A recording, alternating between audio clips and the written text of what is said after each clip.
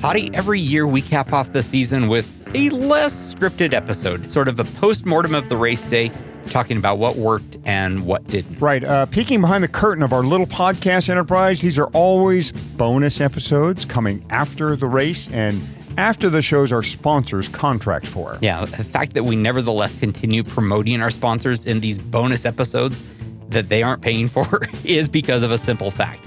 Our sponsors are actual good companies. Starting with our title sponsor, Shimano, which of course you can find at bike.shimano.com.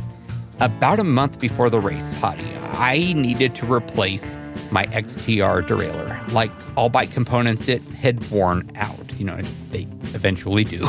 But how long it took to wear out is actually worth noting here. This was the third bike frame this derailleur had been on. It outlasted 2 frames.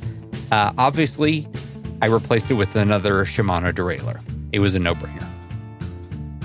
Spoiler alert, I should say also, I had 0 problems with any of my Shimano products during this race, from helmets to brakes to drivetrain to cranks to saddle to pedals to chains to shoes, everything perfect. So thanks to Shimano for making great products that got me across the finish line without really ever even needing to think about them. Once again, find Shimano at bike.shimano.com, and thanks to Shimano for being the title sponsor of this show. 3, 2, 1.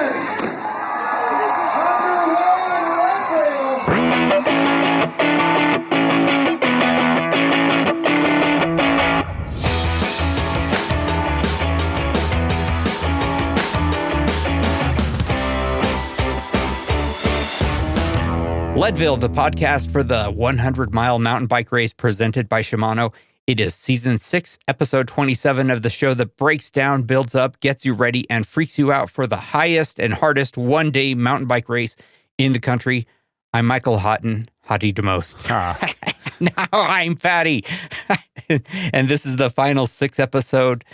I'm Fatty. I messed it up. I'm leaving that in. Okay, leave it in. I am Fatty. For crying out loud, I know who I am. I'm Fatty, and this is the final season 6 episode. Thanks much to our listeners for joining us for what is now 161 episodes, Hottie, including this one. This show's been going on a while. Yeah, I am Michael Houghton, Hottie the most. I'll work with Fatty on that open. You know, it takes a little doing. You got to practice a little bit. Just because you finished, 25 Leadville Trail 100s does not mean you can open this fine podcast flawlessly. 161 episodes. That's a lot of talk about a one-day race. Fatty, last episode, we talked about a lot of other folks' race. This time, let's talk about yours, your 26th start and 25th finish. Yeah, I learned a lot this year, which is on its own kind of surprising. You would think that this far into it, I'd have moved beyond being a beginner at this race. But before we talk through my story, I kind of want to give a quick thank you shout out to our season 6 sponsors. Of course, we already thank Shimano, but I'd like to underscore that. They're a big company, but they support our independent show and have for every season of it. Every season of it. And I love the way they think and tell stories. The All Bodies on Bikes video, Hottie, and the Dog's Tail video, 2 of my favorite bike videos I have seen in years. Big thanks to Envy, too. You and I both have a lot of Envy logos on our bikes. Yes, and they extend throughout my family. Lisa and I were both riding with Envy M5 wheels, Envy bars, Envy seat posts. I had a rigid post. Lisa was on their new dropper, and even Envy stems. Once again, no problems whatsoever. And all of this, with the exception of the dropper post, has seen multiple Leadvilles. Envy's gear is expensive, but over time, it becomes honestly the most cost-efficient wheels and components you can own. If they last for a decade, like some of mine have, you've got yourself a bargain set of wheels. And that's what I've done with no issues, no concern. Thanks also to DNA, which does amazing work in designing, creating, and distributing custom cycling gear. We've worked with DNA to create 4 different kits for the show. Yeah, and it has been a long time since I have worn any jersey that is not DNA. They are just comfortable. Whether it's for your race day kit or for a more casual, comfortable ride, they have everything you need to wear on your bike. I am heading to a cycling trip in the Dolomites this week, Hottie, and DNA gear features more prominently than any other brand in my carry-on. Whether you are just buying onesie-twosie cycling items for yourself or you're having a full-blown kit made for your team, head on over to dnacycling.com. And finally, let's give a shout out to The Feed. This company has shown our independent show so much love since day one, and there really is no more perfect match to our audience than The Feed. If you're going to participate in this eating contest disguised as a race, you need to figure out how you're going to get enough calories into you to succeed at the day. This takes practice and expertise, and The Feed is where you can find what works for you. Yeah, through trial and error, I found an eating approach that works for me and gets me across the finish line each year, and that works for me. It may not work for you.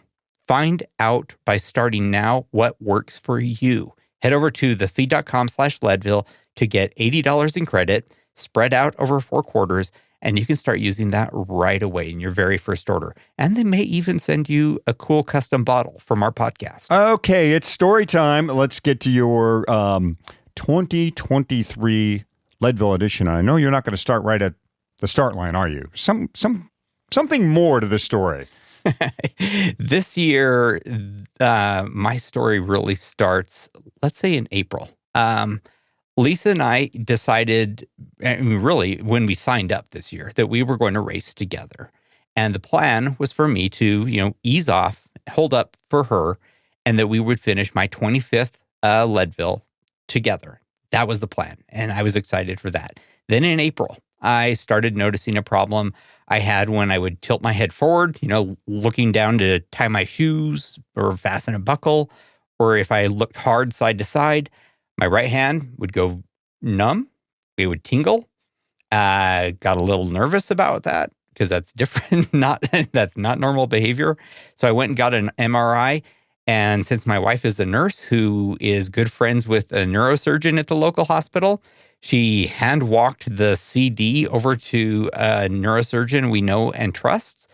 And I guess the long and short version is I had a spinal cord compression in 2 places, along with some stenosis, which is bone growth that was kind of pressing in on my spinal cord and narrowing the pathway for it. I was apparently one good bump away, a good hard fall away from having paralysis. And that is not a good piece of news to have. So on May 16th, a couple of weeks from after Lisa's friend, the neurosurgeon, took a look at this, I had a C2 to C5 fusion, which, Hottie, if you do the math, you may notice is just under, like a few days under 3 months from the Leadville 100. Yep, I have looked back at the calendar and gone, wow, that was pretty tight timeline. And I've also seen x-rays of your neck.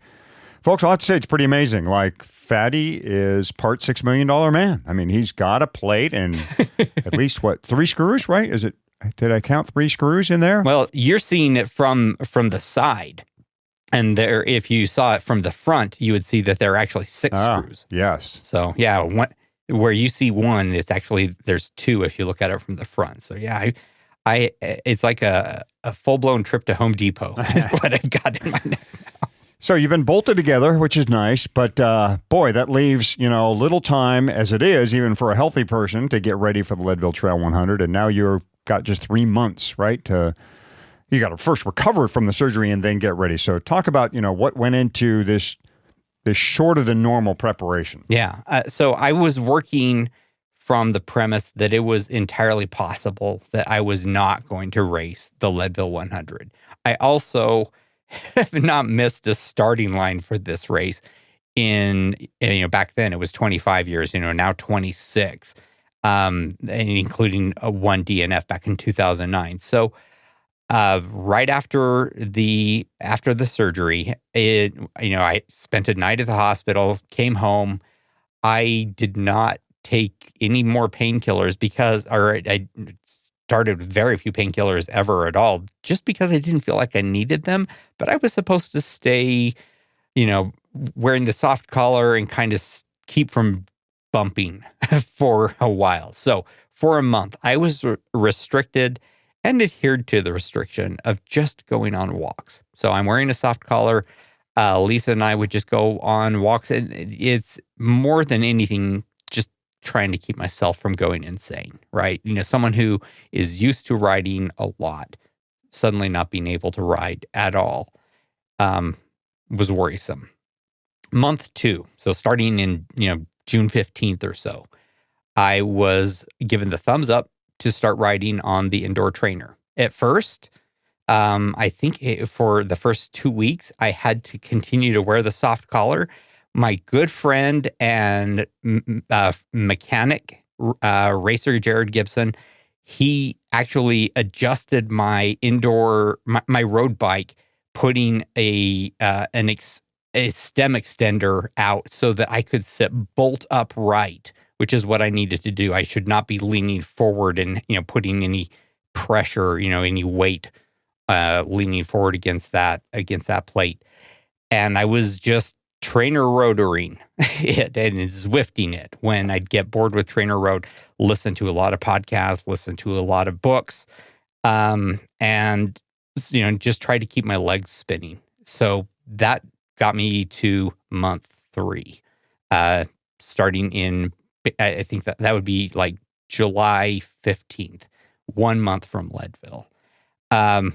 And now this is the part where I confess I went against doctor's advice. I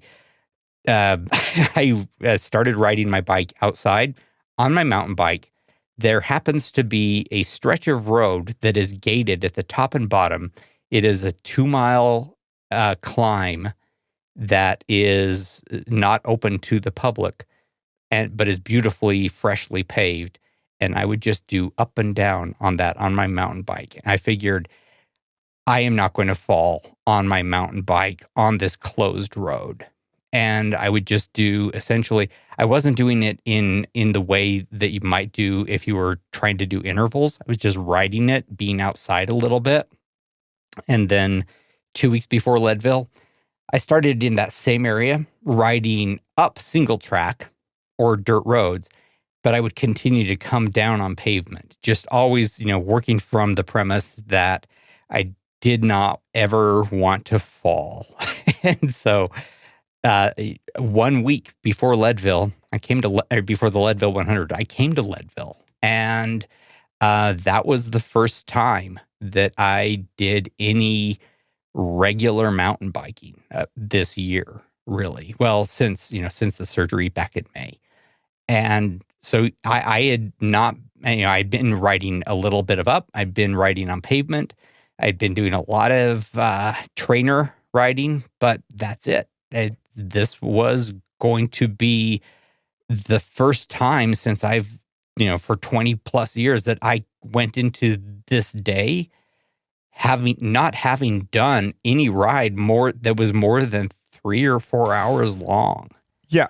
What I want to ask you this, though, what did, mountain biking inherently involves the occasional fall. What did your surgeon and your doctors tell you about fall potential? That I shouldn't. That that basically once I got to 3 months, that I was good to go. I was basically at 3 months when I did the Leadville 100. I have never raced this race as cautiously as I have this year. I don't want to tell anyone that they should do it the way I did. I took a risk, and maybe it was a dumb risk. In this case, it paid off fine. I did not, I have, this is the first year I think that I've been mountain biking without any falls, I've just been riding that safe, that very cautious way that, I'm just staying upright. Well, your risk was in training more than anything, correct? Mm-hmm. Not race day itself. By then, doctors said, fine, you're good to go. You look strong enough. Your x-rays look great. The fusion looks fine. There's no scarring, right? They gave you the go sign by the time the second Saturday in August rolled around. And this is kind of the same thing Nate Whitman was under, right? We talked to Nate too, and he was under the same thing. Like, am I going to be able to race this thing? I got this injury. Okay, if I do a few things in training that not every doctor would agree with, but if I'm really careful, then maybe I can be prepared for race day and then pull that day off when I do, get the green light from my doctors. And it sounds like that was it was a calculated risk that you took, and in training only. People shouldn't mistake this for you going to the start line with some inherent risk just because you wanted to finish number 25. Right. I talked with the surgeon before I ever had the surgery and told him about, well, I've got a trip to Italy coming up and it's all about cycling. And I've got a trip to Leadville and it is really important to me. And he said, you're going to be okay. You just don't need, don't fall basically before then. At this point, honestly, my neck has no pain whatsoever. I feel 100%. It's been, and in fact, my quality of life is better than it has been in years. Incidentally, and I did not expect this. This was kind of a surprise. I've had a numb hand issue on my right hand when I ride for more than an hour or so for years. That's gone. So that's a surprise. And it shouldn't have been related to the surgery, but for whatever reason, that's better. And I appreciate it. It is, my quality of life is great and better than it ever has been. Okay. We are in Leadville. We've done our group ride, which was a lot of fun that day. And now you're getting ready to line it up. Tell us about, first of all, before we roll away from 6 and Harrison, what are your expectations now going in? Yeah. So my main expectation was, the old mantra that they used to have us, chant in the pre-race rah-rah session, the I commit, I won't quit. I decided that's dumb. There was no way I was going to start this race if I had to stick it out no matter what. The fact is, this race is fun, but it is not like a life-changing event that I have to finish, even at the risk of health and life, right? It is not that important. I did commit to start, and I further committed to quit if I felt I should, or if Lisa, who was going to be riding with me, if she thought I should quit. So it's, I had that decision, right? That I was going to start, but I was going to try to be wise about it. I targeted, and I think I said this in the podcast, I targeted 11 hours publicly. I don't know anyone who actually gives their hoped for number when people ask them what they are shooting for. Because in my head, I was thinking, okay, 10:30. I think I can get 10:30. That would still be faster than my first Leadville 100. And in a way, this kind of felt like I was starting over. I was doing my first Leadville 100 all over again. So 10:30 is what I was sort of hoping for. And so you have this little pact now with Lisa the Hammer to ride together, right? This is a bit of a bonding session. You guys already ride together a lot, so bonding may be a bad word, but you've formed a partnership for the Leadville Trail 100. Yeah, bonding is actually a fantastic word for it.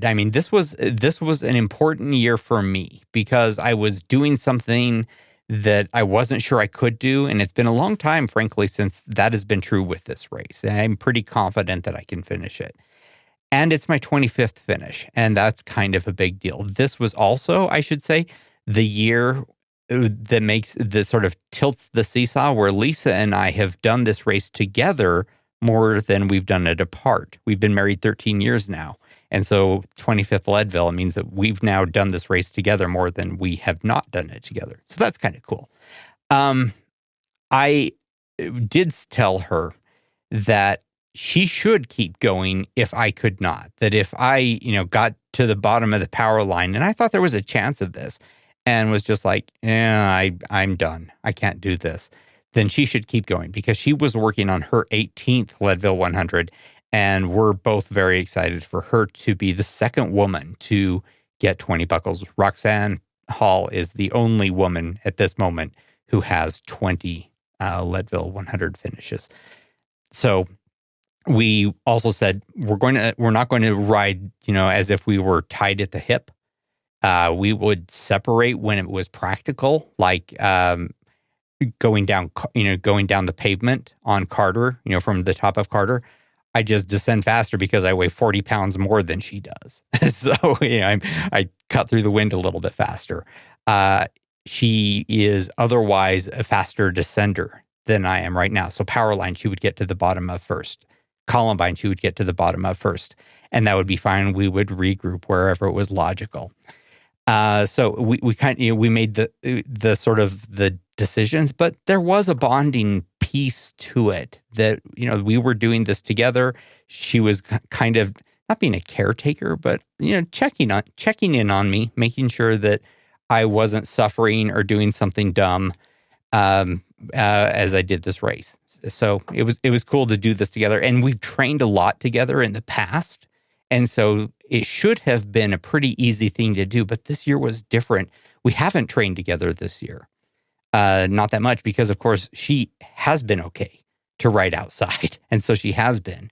And so where we were in relation to how well we knew each other's speed this year is a little bit different, a little bit off compared to other years. Okay. So you made a deal with Lisa that she could go ahead, especially at the technical sections downhill. Did it work out that way, or how'd that first Powerline descent go, by the way? I mean, I'm sure there were some nerves for you, especially that top rocky section. It's pretty rough up there. It was a little bit rough for me, and I was a little bit, I will say, anxious, a little bit nervous, but I did okay. And I don't think I've talked about my gear for the day. I wound up riding a hardtail with a rigid seat post Audi. I mean, you would have thought that I would go full suspension, but I just, I know, a little bit of a side quest here, but you know how we have said a million times that you ride what you know, don't do new stuff on race day. I had spent the whole spring and summer riding on a hardtail, not on a full suspension bike. I don't own a full suspension bike. Lisa has that. And I've been sitting on the trainer, not with a dropper post. I'm not comfortable and familiar with it enough that I was like, okay, I know what to do on this. So I rode the bike for the Leadville 100 that I had been riding. And while it was a little bit jarring, I felt fine. Didn't feel like, oh man, I can hardly wait till I get some ibuprofen by the time I got to the bottom of Powerline. I felt fine. And that was my first signal really of the day that I was like, I think I'm going to be okay, because I felt good. And, Lisa, I think, kind of expected that she would be holding up for me a little bit more than she was winding up, needing to hold up for me. I think partially because it was a very cool day, as you know. Partly because I was highly motivated. I had a lot of personal reasons for doing well. And partly because, I don't think there are a lot of people who know this course better than I do. I was doing great. And Lisa was not needing to hold up for me. And in fact, on the flats and on little pieces of it, she was needing to push a little bit to stay up with me. And I'm not saying that by way of bragging, because I feel like that was kind of a miss for me, that I was not communicating as well as I should have been about, hey, how is our pace? Are we going the right pace? Are you feeling like you're overextending? Are you feeling like you're eating enough? All the questions that you normally ask a race partner, I was not really thinking about. I was kind of thinking like, I got to go fast because I need to prove something, I guess. I don't know. But I was definitely, I was not communicating as well as I should have. Yeah, we've talked about it before on the show. Pacing someone or riding with someone at the Leadville Trail 100 is one of the hardest things you can do. It's really meant for solo endeavors, unless you're on a tandem. And even with tandem, at least you're attached at the frame, if you will. You have no choice but to stay with someone.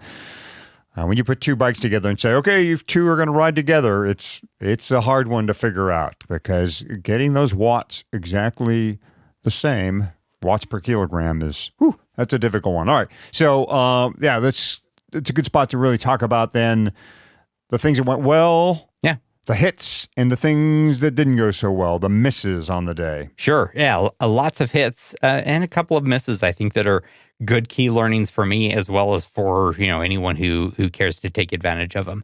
First of all, number one hit was, at least for me, talking with listeners. I talked with dozens of listeners during the day, and I want to say thank you to listeners. It was a massive boost every single time any of you said, hey, thanks for the podcast, or I listened to the show, or you're much shorter than I expected, or, whatever. Thank you for listening. And thank you so much for saying hi. That was one of those bright moments in the day. Another bright moment, and I think everyone in the race got to experience this and wonder for a moment. Keegan Swenson, for crying out loud. I saw him between Twin Lakes Dam and Twin Lakes Dam Alternate. Now, I don't think it's that much of a spoiler alert because I mentioned my finish time in last episode. I finished with a 10:12-ish. So I was doing fine as far as time. I saw him between Twin Lakes Dam and Twin Lakes Dam Alternate. He was on his way back. It was surreal to watch him time trialing the second half of the Leadville 100. I wonder how many hundreds of people yelled for him that day. I know I for sure was one of them. Have no idea whether he heard me over the motorcycle that was, kind of clearing the path. But man, it is one of the coolest parts of the Leadville 100 that we got to witness this extraordinary event. Yeah, because normally you see the leader, the front person of this race, coming down Columbine, right? You're usually that far up the road before you actually see that first person coming down. Yeah. Most people this year got to see the leader of the race much sooner in their race than we normally do. Next big, this was something I had nothing to do with, but the weather. Holy cow, Hottie. I mean, you were out there. If I could pick the weather for every year, it would be the weather we had that day. I am sure it contributed to how good I felt out there. And I'm sure that it contributed to the extraordinary day that Keegan had out there. And that, I think there was I wonder if there was a record-breaking number of sub-9 finishes or a record-breaking percentage of total finishes. We should look into that. But it seemed like everyone was having a good, fast day. I for sure wasn't the only one who felt like I'm doing better than I would have expected. Yeah, well, they ran out of big buckles. Yeah. At the end of the event. So that tells you something was going on there. Yeah. Yeah. Here's a miss. I forgot my arm warmers, left them at home in Utah. Not a biggie. But I borrowed a pair of Lisa's arm warmers. We had some ancient smart wool arm warmers that were great when we bought them, I think 13 years ago, in which says, I guess, that they last, that they're good arm warmers, but their elasticity has kind of faded and they would keep slumping down toward my elbows as the day goes on. And it's a personal miss because you know me, you've heard me tell this story a zillion times. Make a list, make your Leadville list and check off that list as you pack. And I didn't do that this year. I was just like, yeah, I know what I need. And I put it all together. I left my trusty Leadville race map at home, in fact, and I had to go buy a brand new. Now, it was, again, one of those good mistakes. I kind of wanted the new one anyhow because it has the new turnaround. And I love the analog map. So I failed on that aspect too. I didn't make my list and check off maps. And I left my Leadville map at home. I think, Hottie, we got to get back to the basics, right? We are not immune from making rookie errors, right? Speaking of rookie errors, let's go on to this one. You and I think, we both made a mistake, right? I rolled into Twin Lakes Dam Alternate, and this is, heading toward Columbine, so outbound. And, I said, hi, Hottie, how's it going? And I was still maybe a little bit in shock that I had seen Keegan breaking the sound barrier on the way inbound. And you gave me everything that I needed as far as I could tell. and including a dill pickle. I want to get back to that in a second because those were great. But I take off, and I would say about 10, 15 minutes later, it occurred to me, forgot the U-Sweet pack. And it's my hydration pack. I was like, I have half a bottle of water. So that in as far as I'm concerned, worked out great. I had gone a little bit ahead of Lisa because I was expecting her to catch me pretty quickly, and she was using the restroom. And so I said, I'm going to easy spin for a minute so that my legs don't stiffen up while I wait for you. And she, I guess you realized that error as well and gave her a bottle, which she said, here, Hadi gave me this to give to you. And I was like, just hold on to it. I'll take it when I need it. She was like, I'm not carrying your bottle. Not carrying your water. And it occurred to me, I was like, oh, that's right. She's not my Sherpa. So No. I did take the bottle at that point. And that bottle and a half would not have been anywhere close to enough normally to get me to Columbine and back down. On a normal hot year, I would have ran out, probably about the time I hit the goat trail with that amount of water. As it is, I was fine. I did not get through that bottle and a half before I got back to you. The day was that cool. And I was just, whether for good or ill, I drink by feel. That is, when I'm thirsty, I have a drink. And that works pretty well for me. I'm not someone who sweats an extraordinary amount. And so this year I was just fine. That amount of fluid did me just fine. I am curious though. You are super type A. And so how did you not give me a Camelback or give me my U-Sweet pack? Meanwhile, back at Twin Lakes Alternate, my heart was sinking. I'm like, oh my God. And there's all these people standing around going, well, there's the podcast guy who's supposed to know about feeds and all. And I'm going, I have this, my jaws just dropped. I'm like, I look back on the table and there's the U-Sweet pack sitting there. I'm like, I forgot to give him the U-Sweet pack. And immediately I go over towards Veronica, who's helping Lisa. And I hold the U-Sweet pack and I go, I forgot to give him his hydration pack. And Lisa, out of the three of us, was the one who had it together. And when she went, that's fine. Put an extra bottle on my bike. I'll take it up to him. I was like, oh. That makes perfect sense. I feel bad about doing that because I'm making Lisa carry weight up the mountain when she's already trying to chase her husband back up there, but perfect solution.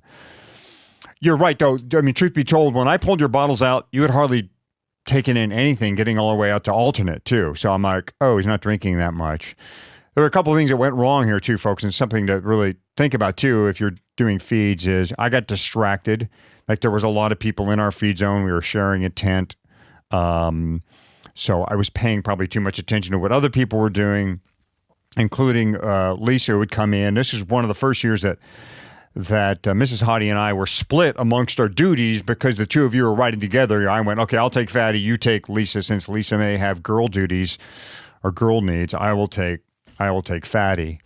And so there was some distraction going on. Number two, last year when I successfully handled the U-Sweet pack, I recalled afterwards what I had done to make sure that happened. And I remembered this. The one thing I didn't do this year was pick the pack up and put it on my back before you came in. So I had it, right? So it's there, and instantly I shouldn't be wearing a U-Sweet pack. Somebody else should be. And so that was the fail there, is just not being ready with the pack, having it in my hand. It's important, I think, with feeds that you prioritize what's the most important thing that needs to get done with your rider as they come in, and put that top. And if it's the U-Sweet pack, make it the U-Sweet pack. It's the pickles, make sure you have the pickles on hand so you can hand that to them. And I just didn't have the U-Sweet pack front and center. I was thinking about something else, the Coke or something else. And instead of saying, this is the priority, the U-Sweet pack. It worked out in the end, right? I mean, it was kind of the best mistake ever because you ended up not having to carry 5 pounds of weight up to Columbine and back down, which is great. Yep. But it doesn't excuse the mistake. Well, as far as mistakes go, it was one that really was minus any important, meaningful consequences, right? Mm-hmm. But you raised such a great point, and that is energy goes through the roof when your racers come in, and 2 racers were coming in. Plus, there were the DNA racers were coming in, I think, pretty close to the same time, but just a lot of people, a lot of energy, and it is super easy to get excited by the energy of the moment, as opposed to, I have 3 tasks that I need to accomplish. Give him a pack, take his, make sure he has gels, and ask him if he needs anything, right? Or whatever the tasks are. It is easy to get a little bit caught up in the moment as opposed to in the tasks at hand. Now, that said, I want to go back to the dill pickles. You handed me dill pickles at each of the aid stations. Man, it is so nice to be given something that is, a little bit sharp and something that is a little bit, I guess, savory. Are pickles savory? Can we say that? I'm not sure what the right word is, but vinegary, delicious, not sweet is the key term. It was just, it had something that was not, gooey. It was delicious and palate cleanser. Right. Yeah, it's palate cleanser. Yeah, something that kind of reset me. And instead of Coke, you were giving me Bai coconut water this time, which I really enjoyed. I think the reason I liked that so much was that it isn't fizzy. I love Coke normally during a race, but maybe because it wasn't hot, I wasn't really craving it. And also, anything that is carbonated does kind of shake as it gets into your gut, and you do tend to feel it a little bit. So something that wasn't carbonated, but a little bit different than what you have been drinking was a nice change. In any case, it worked out great for me, and I did not have any cramps. I did not have any bonk the whole day. I ate in tail of the gels at the end of the day, 28 gels. I started 40 minutes into the day, right? My first gel at 40 minutes into the day had a 200 calorie packet of chews before that. I skipped the last gel of the day because that was right before the gutter. And the nicest feeling in the world is saying that was the last gel of the day. I love saying that, to know that I will not have another gel that day. Yeah. I know we've already mentioned the feed, but speaking of gels, I know those gels are about 90 calories each, right? So you're trying to get in 3 an hour? Yes. Roughly, right? To meet your... I tried a gel, and the feed has this gel. I didn't know till afterwards that the feed had it, but this gel was just handed to me at a trail run I went to recently. It's called Spring Energy. That's the company. This is their gel. It's 180 calories. No, that's a lot. Quite delicious. They call this one Awesome Sauce. I think it kind of tasted like apple pie. In fact, it's pretty good. And its primary ingredient actually is rice, which is cool because rice is really easy on the gut. So sure, maybe something to try in the future. Spring Energy Gel for folks. 180 calories. You don't have to really take in as many, right, as you would normally. So you could kind of augment your normal gel intake with something like that. And I will say, it kind of going, while we're on the nutrition subject, I did feel like I made a pretty smart choice in separating my hydration from my nutrition for the day. Yes. Just because of how little or how cool it was, which means that I was sweating a lot less than I would have if it was 85 degrees out there or 80 degrees out there and feeling like 85. I just did not feel like I needed to drink that much.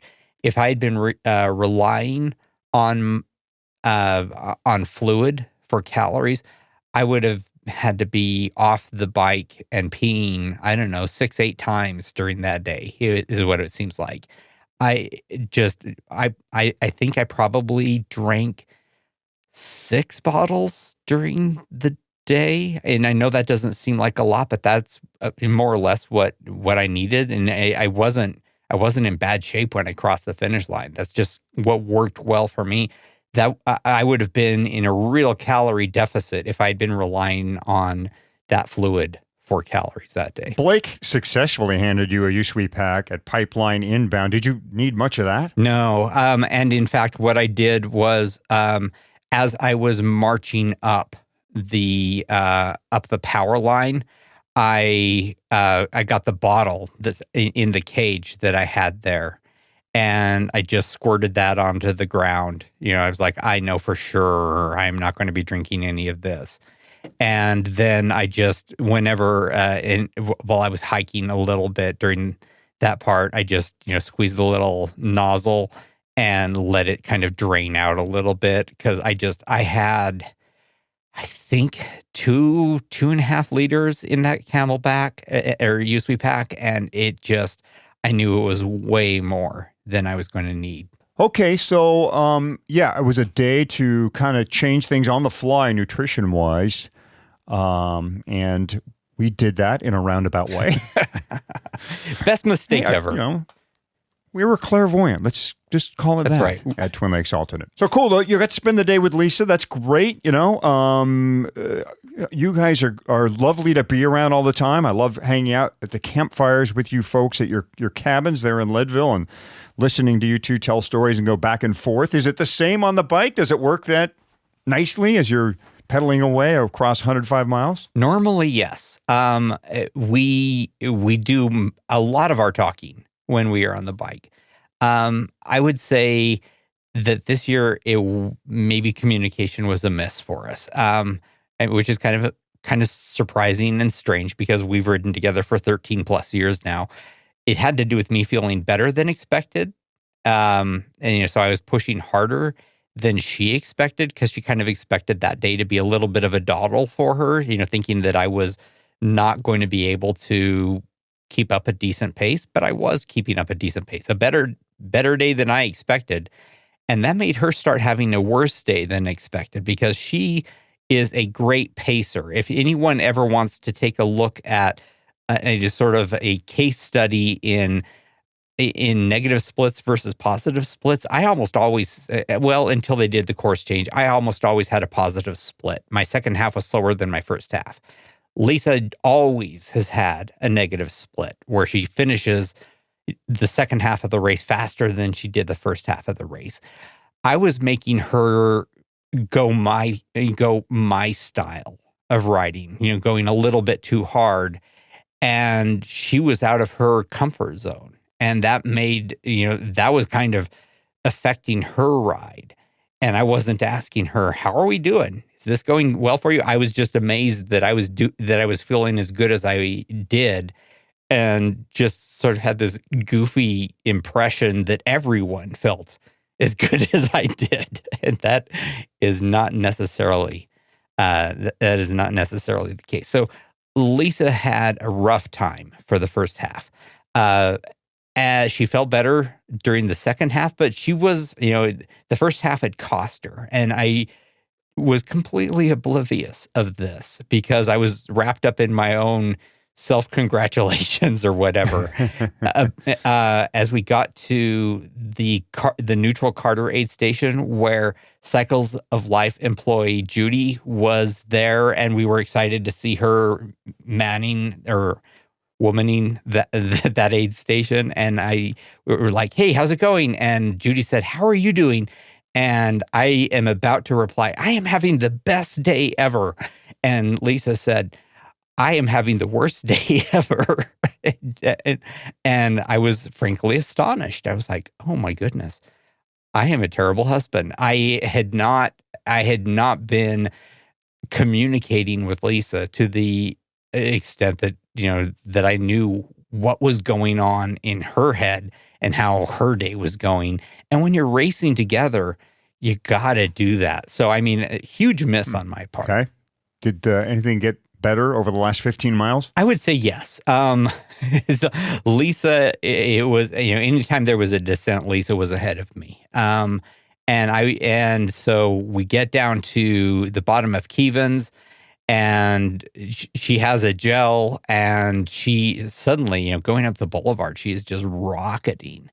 And we got to the top of the boulevard and just, feeling good and feeling like, frankly, amazed that we were beating our not stated objectives. I was hoping for a 10:30, and we were looking at a 10:10 to 10:15 finish we had a little conversation. I wonder how many people have had this conversation as you ride up the pavement, and where you say, okay, so are we going to clasp hands and raise them up as we cross the finish line or not? Are we ready for this, or are we going to auger into each other and wipe each other out? Because I am sure that has happened before, right? Where you feel a little bit unsteady. I'm sure you've seen before people raise their hands as they cross that red carpet and they start veering hard off, like where they're about to crush poor Marilee or something. But I was like, okay, are we confident that we can do this? And we're like, okay, I think we can do this. And so we do, and we cross together. And I thought it was just amazing. I loved it. I had ridden more or less conservatively. I felt good the whole day, and I felt fine at the finish line. I was happy. I was strong. I felt great. I would say Elisa felt good, happy, strong. She didn't have as much fun this year as I would have liked for her to. And, so I feel a little bit bad about that. I want her to love this race as much as I do. So, a thing to improve. But, this is only the second time out of her 18 and my 25 finishes that we have ridden together. And so we are, in that, we are still new. So anyone who is ever going to try riding this with someone, boy, it adds a level of complexity to a race that is already pretty complex. Well, it sounds like you've got some Leadville lessons there. What you want to? Yes. You want to put them in order for us here, or what are the lessons you walk away with from Leadville 2023? I would say don't assume. That's number one, right?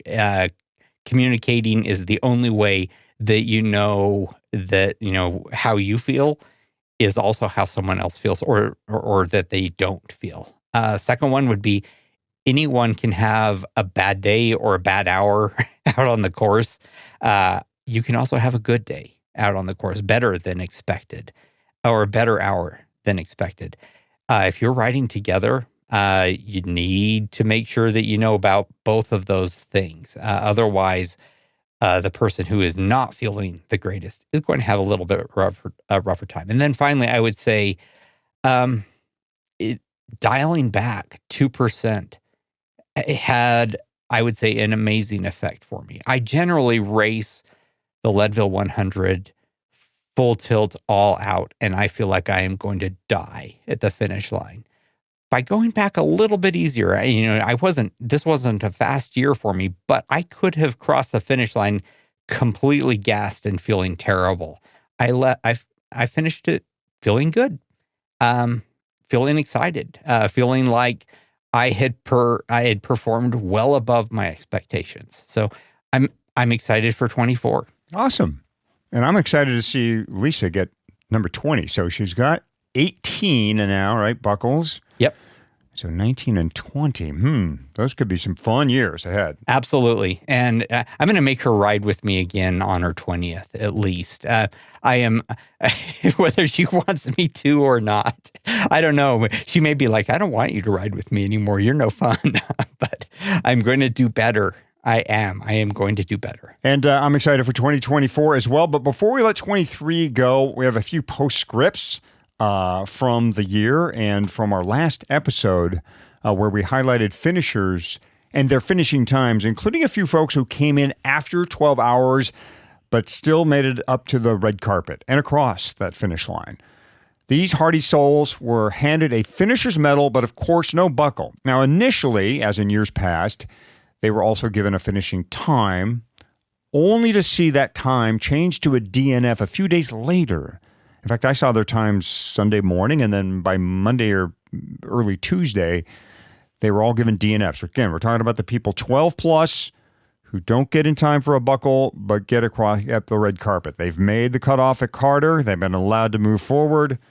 They just come in after the 12-hour mark. Now, the rules do say that people who come in after 12 hours are not official finishers. But for years now, the race series has recognized their finish times and kept them up on Athlinks or wherever. And we did too in our last episode, where we recognize those folks that came across in 12 plus hours, who really finished the race out. These are the heart and soul of the race. The never don't quit, that whole mantra we talked about at the top of this show that Ken talks about. Like, those are the folks, right? I'm not going to quit. I'm going to keep racing. Now, the race series did respond to an email by one 12-plus hour finisher who was told, quote, medals were given out for completing the course, but it was decided by our team that those who didn't make the official cutoff time for the race, which is 12 hours, would be a DNF. Fatty, it sounds like a bit of tough love here from the race series. I'm trying to think of a practical reason for doing this, maybe to discourage people from staying on course once that 12-hour mark is passed, or clearly is going to pass. But it certainly didn't sit well with folks on the Facebook page, for instance. And personally, I always liked that distinct category of finishing just beyond that buckle time, but still being recognized for doing so. Yeah. I think the question is, was this a tradition that needed to be changed? Some traditions do need to be changed, right? Like the starting line, we needed to change to wave starts, and that had a positive effect. Was this one of those traditions that needed changing? Absolutely not. I would say that we should go back to the way it was at the very beginning. And here's how it was. If you finish under 12, you got a placing, right? That is, you got buckles and all that. Fine. Yes, you got a buckle, you got a medal, you got a sweatshirt. Great. And you got a place. You finished 673rd. If you finish between 12 hours and 13 hours, you got a medal. You did not get a sweatshirt. You did not get a buckle. You did not get a number saying what time or saying what place you finished. You didn't finish 672nd. You just finished. And your time was there and you were on the list.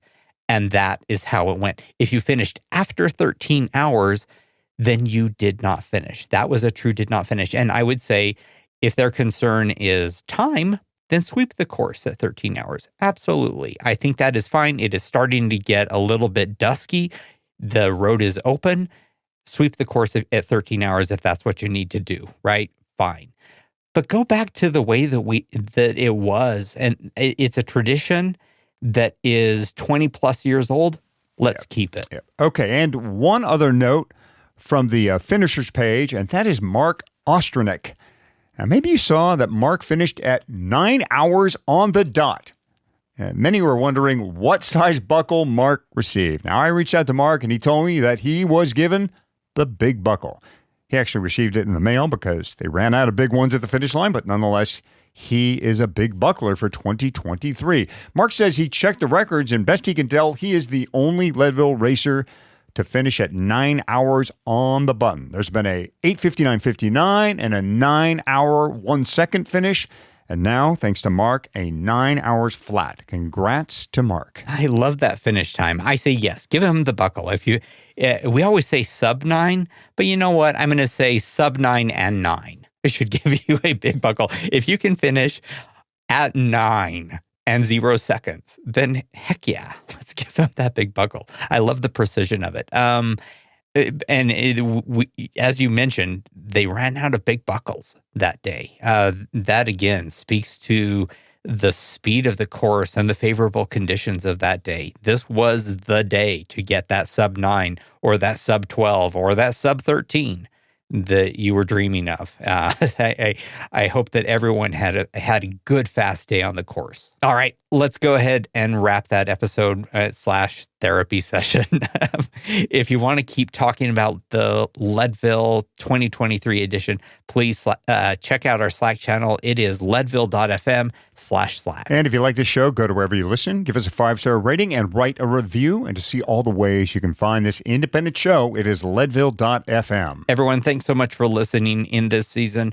Now, rest, recover, and use that fitness you've been earning for some fun rides. And we'll see you August 10th, 2024 at the starting line. Give me a 5 count, spectators. Here we go in 5, 4, 3, 2, 1.